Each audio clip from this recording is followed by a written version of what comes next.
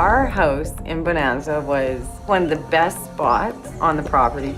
It's in the middle of the jungle. You're sitting up on a hill, you have parrots flying by. And it was beautiful. It felt like a normal day to me. I had a meeting to get back to. Something in me said right, and he told me to go left. And that's where it all started.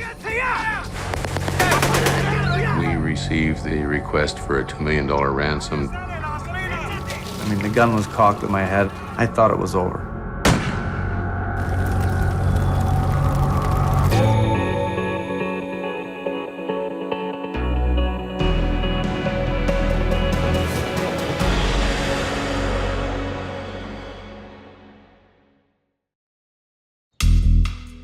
Canadian Manly Guarducci grew up in the rugged mining town of Caziar, British Columbia.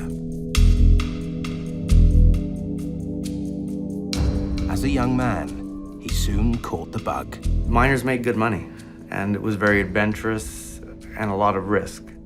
You're underground, it's smoky, it's dangerous.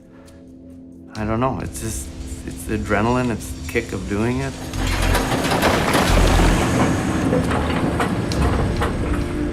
In 1997, Manly met Dion van der Wolf. 2 years later, they married. He has a lot of charm. Like, he was a great guy, and he was fun. He was a lot of fun. I never liked the clean cut kind of guys. He had long hair, and he, kind of flew by the seat of his pants. It was August 1999, 2 months after the wedding, when Manly was offered a job at a gold mine in Bonanza, Nicaragua.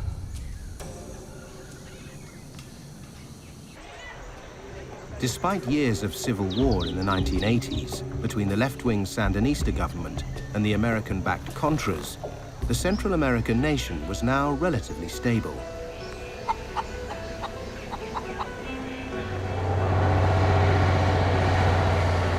It meant a home to ourselves. It meant more stability because the mining industry was very tough to get a job at that time. And it was a place where I could be home every night. Bonanza is very beautiful. We overlooked the valley and the sunset right across from our patio. It was gorgeous. The setting was amazing. It was our little paradise.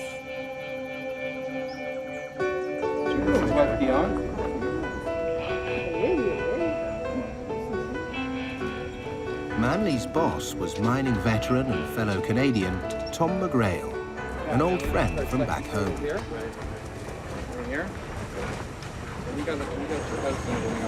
Bonanza was, in many respects, very similar to the mines that we had in northern Canada. It was a typical mining town of about, I think, 12 or 13,000 people. And the mine provided at least 350 jobs to the inhabitants. But the nicest thing is it had no snow. And it was situated on the edge of the rainforest.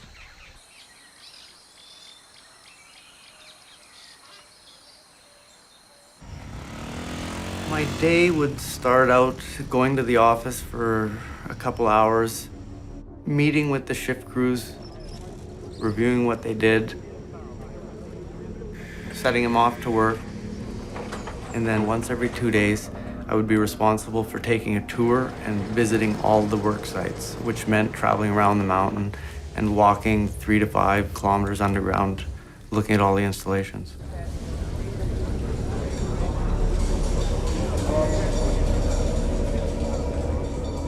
We were just coming out of the Capitan mine, which is a portal on the backside of the mountain.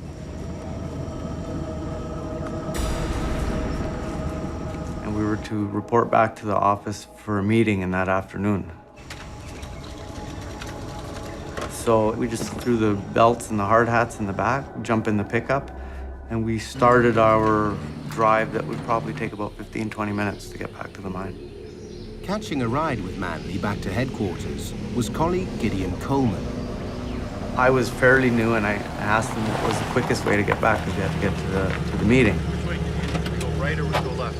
Go left. Something in me said right, and he told me to go left. And so left we went. He knew the place better than I did. And that's where it all started. I thought many times,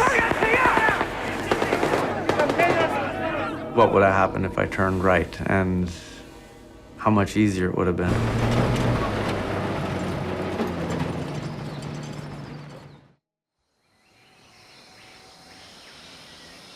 Returning to the Bonanza Mines headquarters, Canadian Manley Guarducci drove past one of the depots where the gold mine's explosives were stored. In the middle of the road, there were 3 or 4 people dressed in army fatigues pointing their weapons at us. I asked my partner, I said, you know, who are they? What's going on? He said, no worries, it's the army.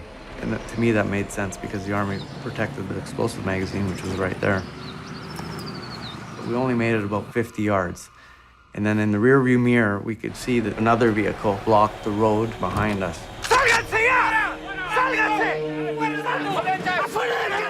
One came on my side, one went on the other side. They opened up the doors, dragged us out of the truck, laid us down on the ground. I thought it was over. I mean, the gun was cocked at the back of my head, and I thought they were gonna pull the trigger and kill me.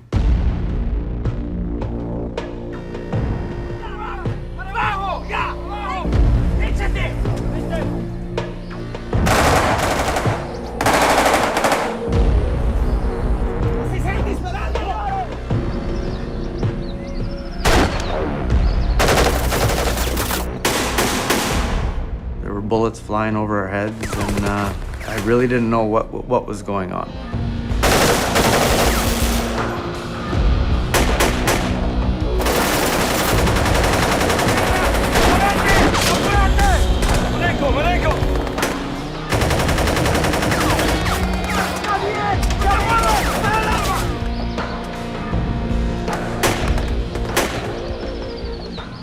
Around 3 minutes after, we were dragged up. We were lifted, and they threw us in the back of the pickup truck. Manley's captors weren't the army, but thieves attempting to rob the explosives cache. The soldiers guarding the cache had been outnumbered and outgunned, and one taken hostage. Manley, his colleague, and the captured soldier were bundled into 2 pickups, along with the stolen explosives. And then they just started driving like a bat out of hell. There was a lot of yelling, a lot of screaming. You could sense just mayhem. I was tense, very, very tense. Listening, looking, hoping it would come to an end, but what if it doesn't come to an end, what is gonna happen? You're so hyped up on adrenaline, you're just vibrating, wondering what's happening next.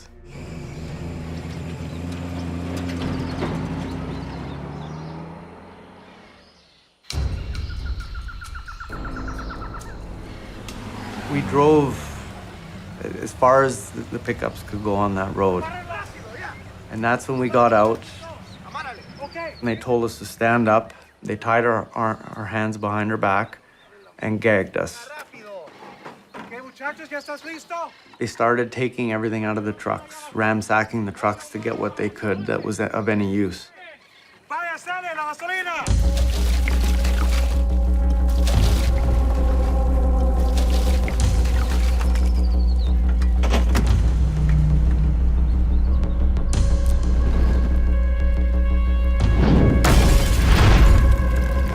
That's when they lit the trucks on fire, both of the trucks.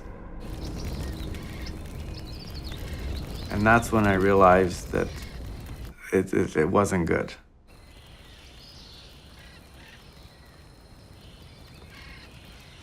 In Nicaragua at the time, you always hear people talk about los armados, the rebels, the people that are in the bush with guns, robbing, stealing. You would read about them in the paper.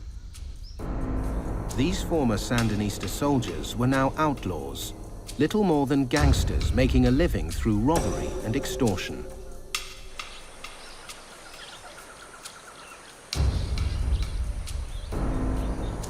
Gideon had something wrong with one of his feet. He had a limp. He started making a point that he would slow them down. He would say, "You don't want me because I'm old and I'm slow and I'll just be holding everything up." And then they finally let him go. While mining geologist Gideon Coleman was left behind, Manley and the captured soldier Orlando Sanchez were marched into the jungle. We were told that we were going to go on a long walk, and that's when I started getting concerned that they could take it a step further and just kill us.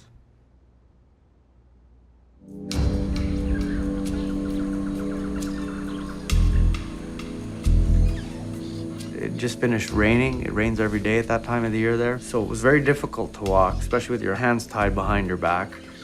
And I was wearing rubber boots and shorts from coming out of the mine. That wasn't very pleasant because we're walking up steep hills in mud, clay.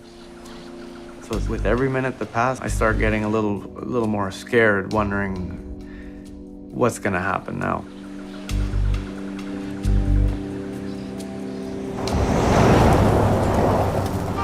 I don't know. I'll have to see. Yeah. Okay, let's have a look here. Tom, Manley's been taken. Listen, I'll call you back.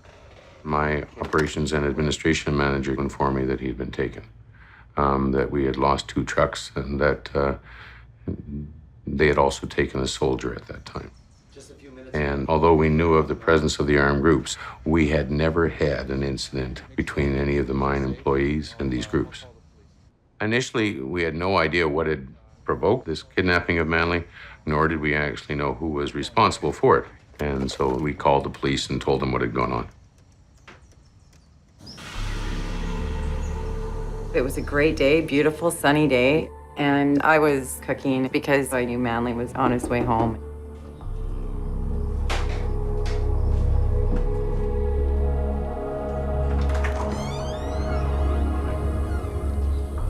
It's kind of odd and wasn't quite sure what this was all about.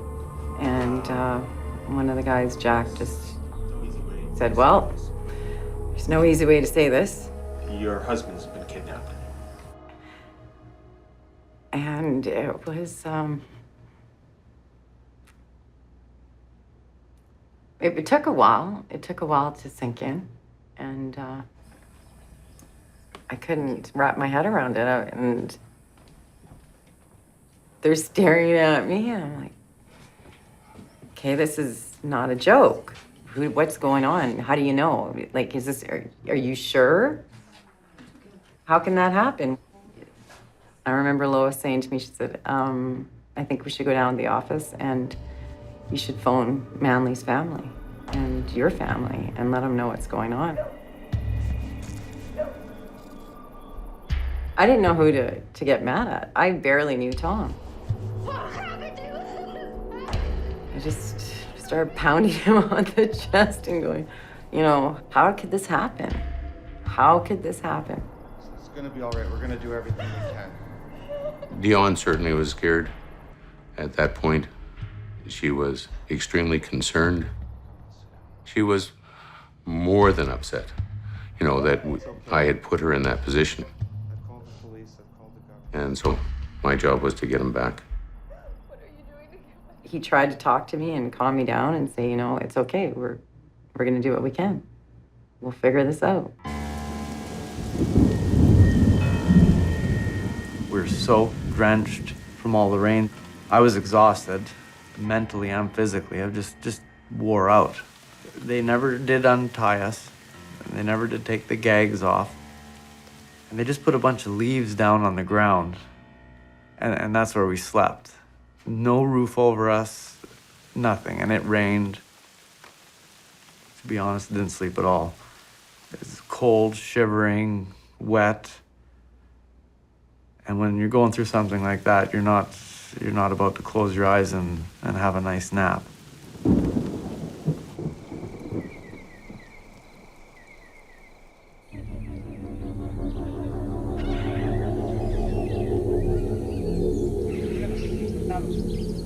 Muchachos, vénganse para acá. Suéltate.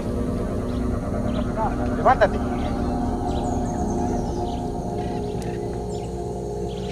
Nos están siguiendo.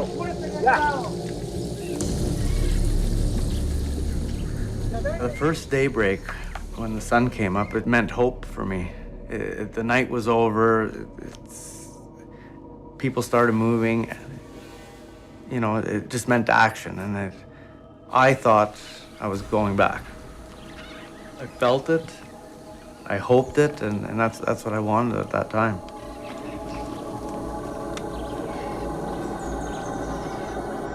Marenko, háblame.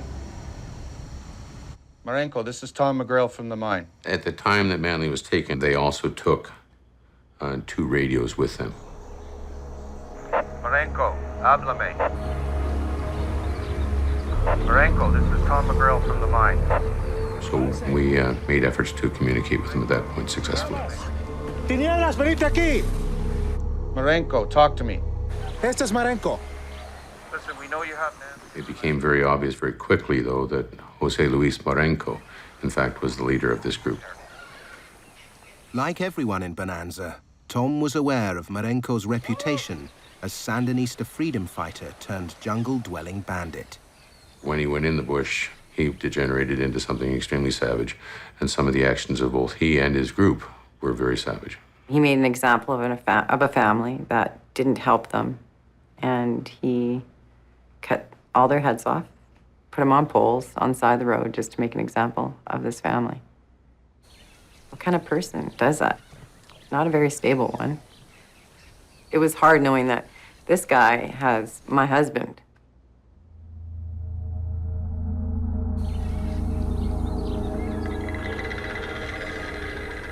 The tendency of this group previously was to kill a soldier. So it was extremely important to make sure that the soldier was treated no differently than Manley, and I wanted them both to be treated well. Marenko's number 2 was equally intimidating. He was called Tinieblas, which means darkness. There's just something about him. It was like you're looking into nothing. He just looks evil. He'd scare anybody if you looked at him.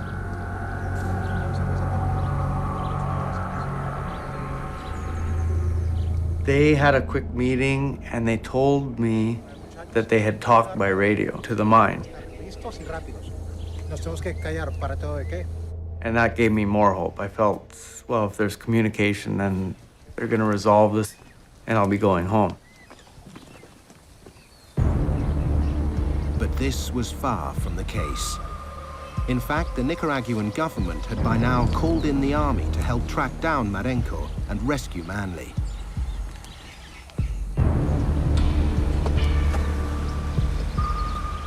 El fuego desapareció aquí hace alrededor de 12 horas. Vámonos por aquí.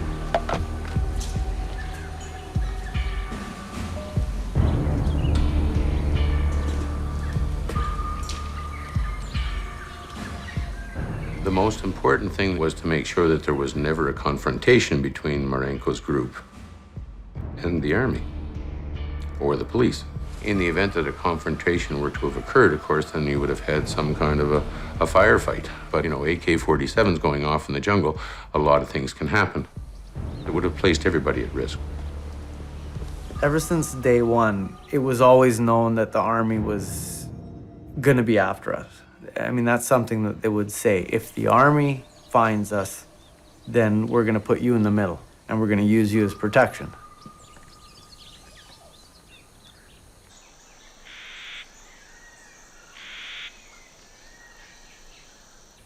Agarra este.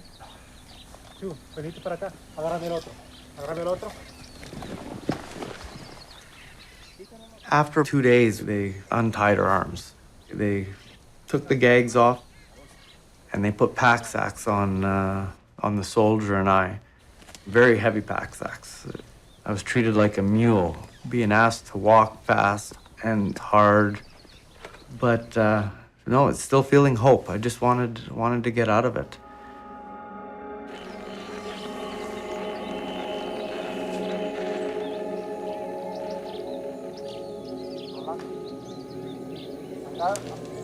Oye, tú, mira. Apúrate.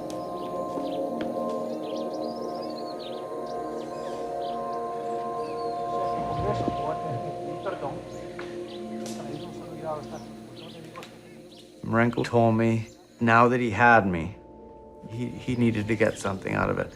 He did make it clear that I would stay there as long as I had to until he got what he wanted.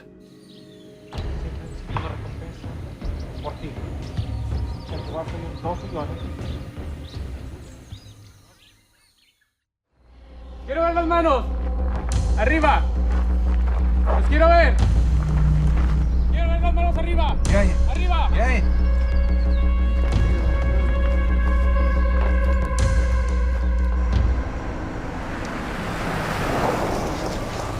Canadian gold miner Manly Guarducci had been held hostage for 4 days when his captors sent a message to his boss, Tom McGrail. When we received the request for a $2 million ransom to recover Manly, and I knew I was in trouble. I had problems rubbing together 2 nickels. The best I could probably do was around $80,000, which would represent the sales for 1 week from the mine. It would also mean that I didn't pay my employees, and it would have also brought the house down. That would have been the end of the mine as we know.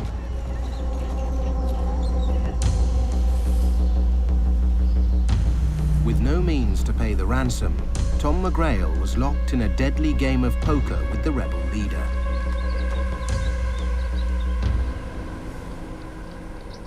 Marenko couldn't have picked a worse time to kidnap somebody that worked at a gold mine. Gold being at all-time low, the production at the mine was not good. I knew no payment was coming from that operation. Marenko didn't believe me because, as always, the rumor is you're a gold mine, you have a lot of money, you sell gold, you're making millions and millions of dollars. The reality was quite otherwise.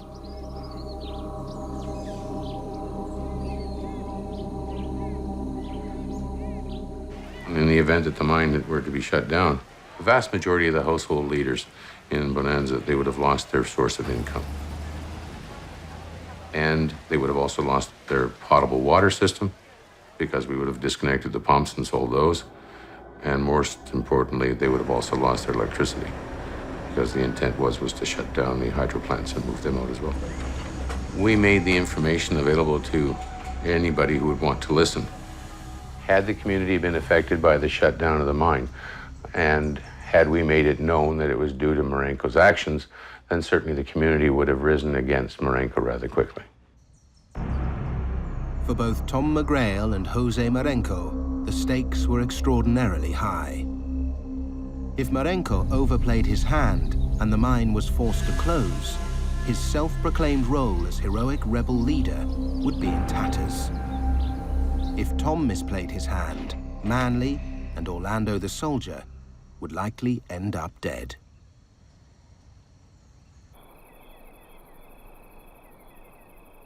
Orlando knew what kind of people they were, and his concern was that no Nicaraguan soldier has been held captive by these people and then let go alive.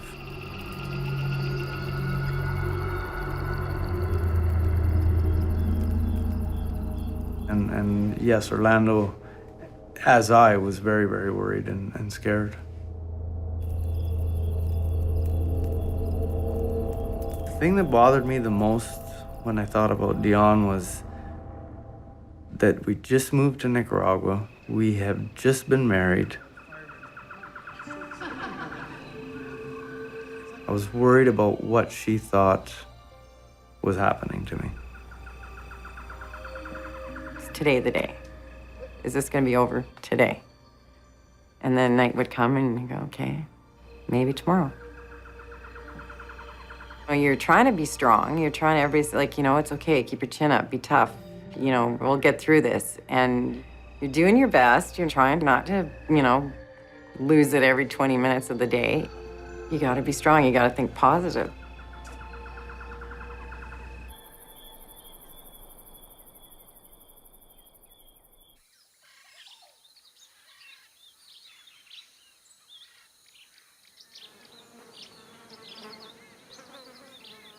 The usual stops of 1 or 2 days were stops just to heal yourself.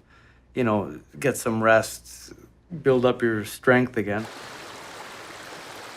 But your feet are the biggest issue because you're wet the whole time. I mean, the minute you put your boots on in the morning, well, your boots are wet.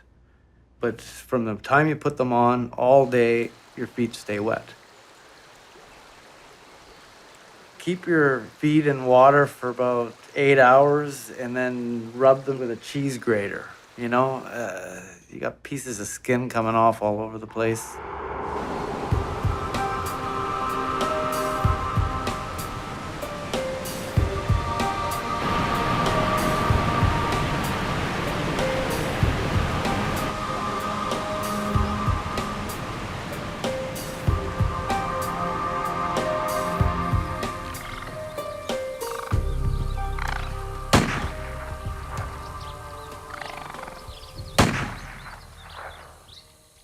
It was early morning, and we were in the very tall jungle, triple canopy.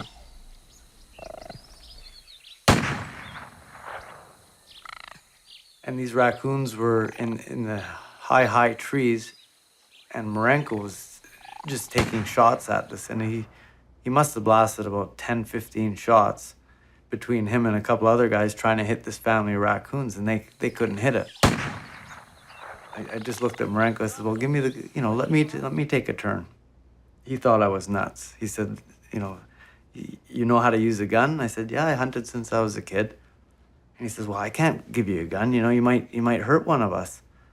And there's 10 of them with rocket launchers and an AK-47. So I finally managed to convince him to give me the gun. And he gave me the gun and 1 bullet. And that was it. And that's all it took.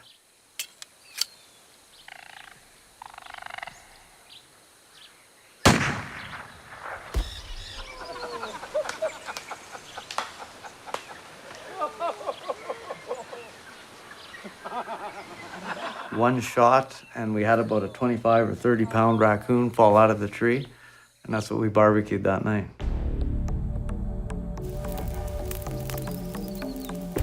When I ate that, that's when I realized how hungry I had been. But yeah, I was famished.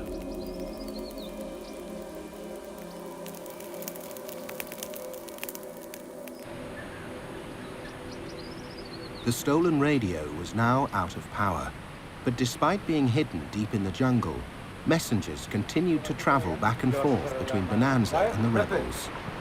10 days after the kidnap, a parcel arrived at the camp. Hey, tenemos un paquete!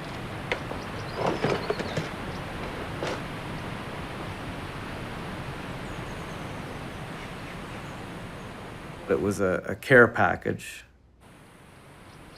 Marenko and his crew went through the package before I got it. They took whatever they felt they would like. But getting a letter from Dion, my wife, was probably one of the happiest moments. Dearest Manly, I pray you get this letter just to let you know that you don't need to worry about me. I love you, and I'm with you every day.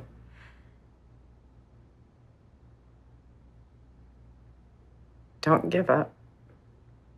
We will be together soon. All my love, always. Your wife, Dion.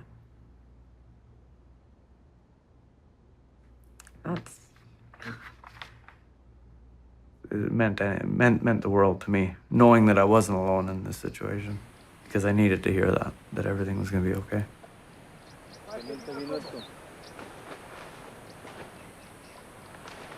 They sent in my boots, which were nice, my glasses, because then I could take my contacts out. One of the highlights were the cigarettes and the peanut butter. They sent a couple of jars of peanut butter, and that was a treat. I licked those up right away.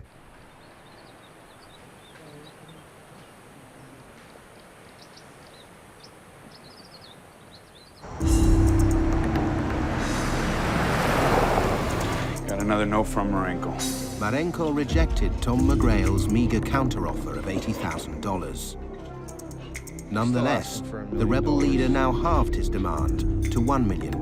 Might as well be 10 million. Call John. I had decided, certainly on behalf of the mine, that the maximum that we would pay him at any time would be the $80,000. However, it would mean the end of the mine. That never changed.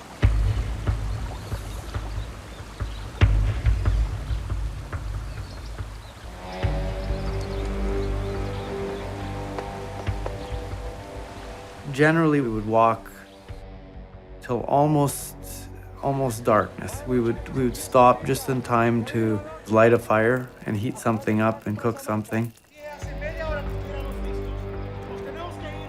In the evenings, the rebels met. They would talk among themselves, but loud enough for us to hear. One night, I'll never forget it, they were talking about how they were gonna kill us. Are they gonna do it painlessly without us knowing, or are they gonna torture us?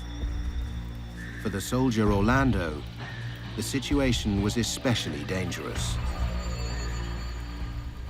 He knew more about the captors than I did. He also knew the consequences he was facing. And I'm sure that he probably never thought he was gonna get out of that. So he was scared out of his mind.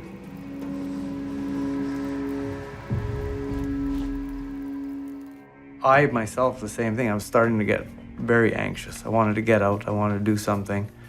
And that's when Orlando and I talked about Plan B, as I call it. And that was seeing if we could take some of these people out by force and escape somehow, because it was becoming obvious this was going to drag on and on and on.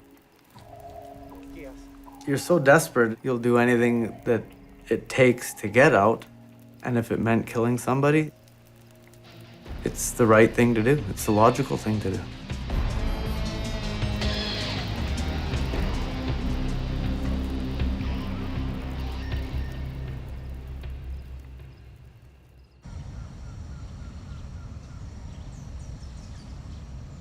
The danger that the hostages would die in an army ambush remained, until What the do you guys government got? agreed to stand down the soldiers. It's not looking too good.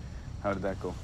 At the same time, an Well, not too intermediary, great. Camilo Turcios, was recruited. Camilo and Marenco had been comrades during the Civil War. The soldiers. Marenco would have perceived Camilo to be a person of importance. So Camilo is extremely important to us as a liaison. I had just gotten this pendant from my mother-in-law from our wedding, and he said, you know, I need that. I need your, and I didn't quite understand why he needed it. Don't worry, trust me. Dámelo. And then I just said, okay, if that means getting my husband back, here, take it. You know, it's yours. Cuídate. Vámonos.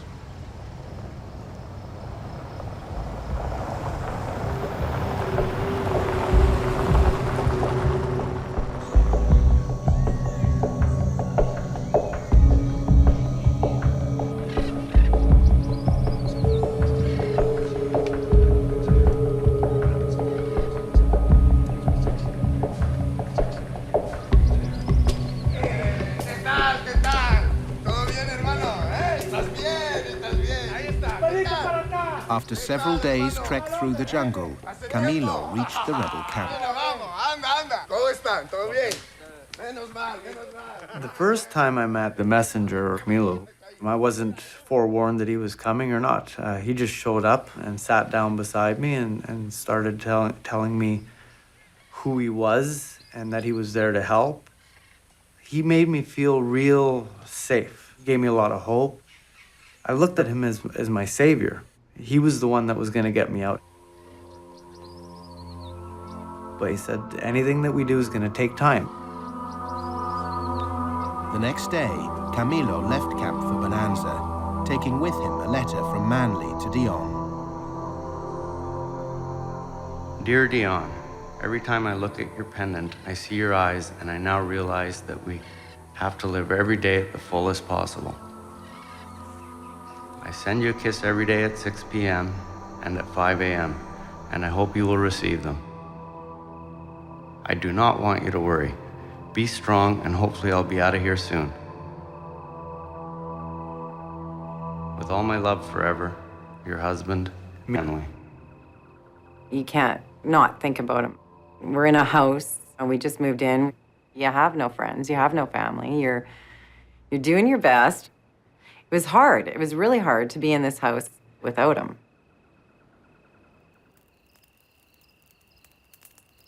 Every day you wake up thinking, when is the messenger coming back? When is Camilo getting here? After 4 or 5 days, I was getting more desperate because we thought we were getting out. And then it just got worse. When Marenco, Tinieblas, and several others suddenly left camp without explanation, Manly feared negotiations had broken down. Now, only lightly guarded, he decided it was time to put Plan B into action. Me and Orlando would have to muscle our way and take one or two of them down, get a knife, which one of the guys had and I knew where it was stashed. And then Orlando would take care of the AK, and once he got his hands on it, then we'd be all right. And I was really pumping Orlando up because he was tired, he was weak, and he was scared.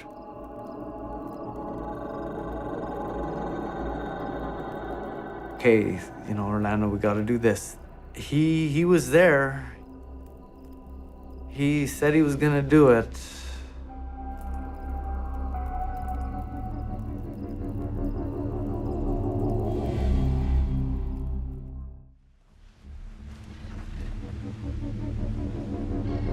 With negotiations for his release seemingly stalled, kidnapped gold miner Manly Guarducci decided his only hope was to risk escape. His plan was thwarted when the rebels decided to move camp. Part of me was worried because now we're gonna go meet the rest of Marenco's men. Therefore, there'd be too many to execute the plan. But the other part of me was saying, hey, maybe we're gonna go meet the messenger and something good is gonna come out of all this. I noticed that we were heading back south.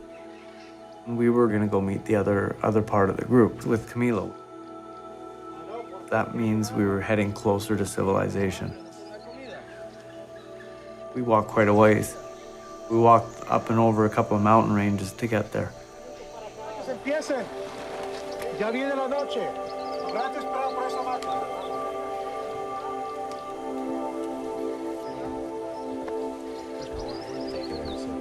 The go-between Camilo came to the meeting with no ransom money in hand.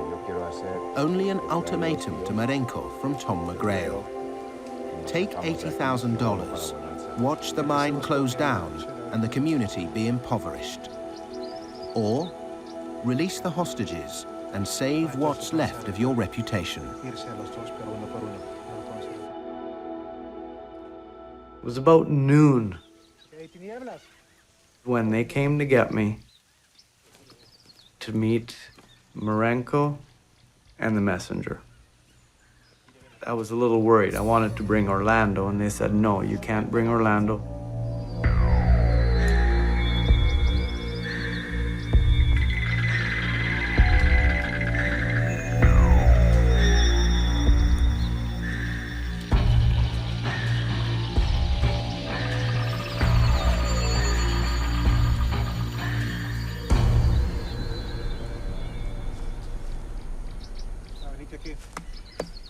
They started telling me that I was going to be released. No more here. You coming with me? We take you out of here, back to Bonanza. They said that Camilo was going to walk me out. I said, Orlando, I want to know where Orlando is. He's got to be free too. They wouldn't tell me anything about Orlando. They would not answer the questions, and they didn't tell me if he was free or not. They just ignored the subject. Go get your things and we go. What concerned me most is that Tinieblas was walking me out. And that to me made no sense because he's the guy I feared the most. I felt that they were taking me somewhere to kill me because I didn't have any other logical explanation why Tinieblas would be there. It was after about an hour's walk that we came up over a ridge and there was Orlando. And that's when I realized that I was on my way home. I just felt so happy and glad to see him.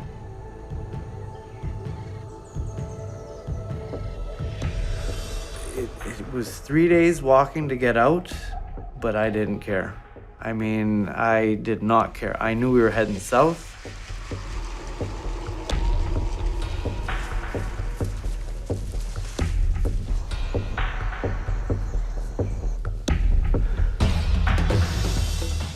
And when my feet hit the Rosita Road, Bueno, amigos. I have never felt so good in my life. Muchas gracias. Lo apreciamos mucho, ¿eh? Vámonos. ¿Qué te dije? What did I tell you, man? Ok, vámonos para allá. Un camión. Espera. Oiga! Knowing that it was all behind me was incredible.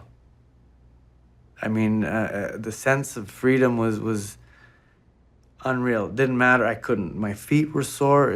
I didn't feel any of it. All I felt was the happiness of being there.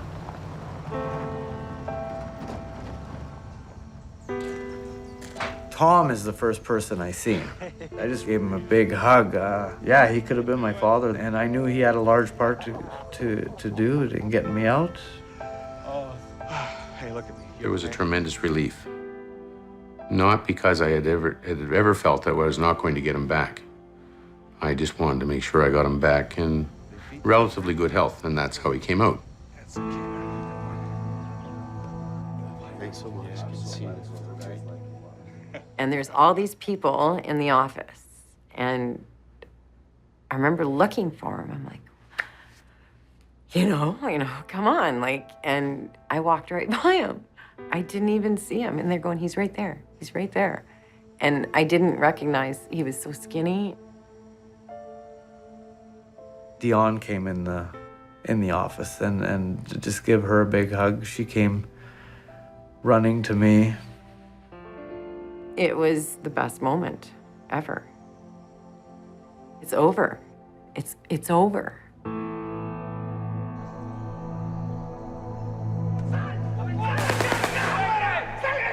For the former Sandinista freedom fighters, the kidnapping proved to be their undoing. Despite no ransom money ever changing hands, some rebel leaders thought otherwise. Violent squabbles soon broke out. First, Camilo was mysteriously ambushed and murdered. Then Marenco himself was killed by the army. And then Tiniebelis by the police.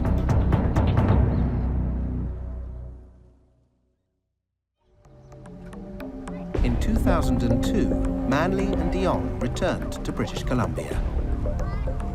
Manley still works in the mining industry, and today the couple are raising a family. Well, I'm glad to be back in British Columbia. It was an experience down there, and we made it through it. We're okay. But I am very glad to be back on familiar ground and close to my family. I don't see us leaving anytime soon. Yeah, the experience definitely changed me. I'm not a very emotional person. I get blamed sometimes for being very hard and not opening up and not breaking down. But I think being hard, that's part of getting through stuff like that. But it also makes it hard to deal with it when it's over. That's another story.